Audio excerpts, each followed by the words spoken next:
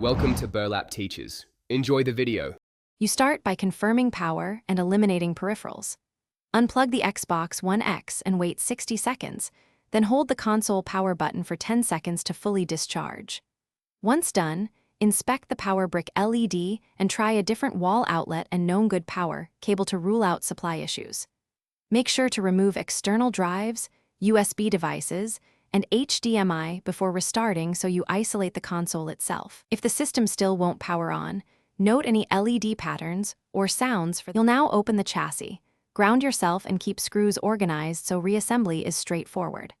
Once inside, use short bursts of compressed air to clear dust from the fan and heatsink. Heavy buildup causes overheating and crashes. Make sure to inspect the CPU/GPU thermal paste. If it's dry, you will replace it with a thin, even layer to restore heat transfer.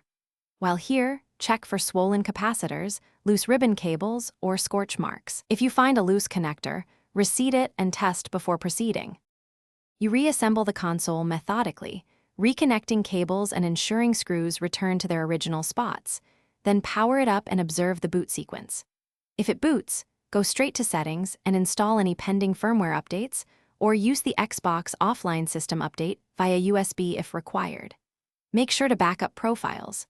If the console fails to boot or shows persistent hardware symptoms, perform a controlled factory reset only after backups. Otherwise, seek professional repair for board-level faults.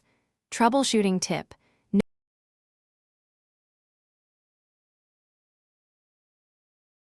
Thanks for watching. Consider subscribing if this video helped you.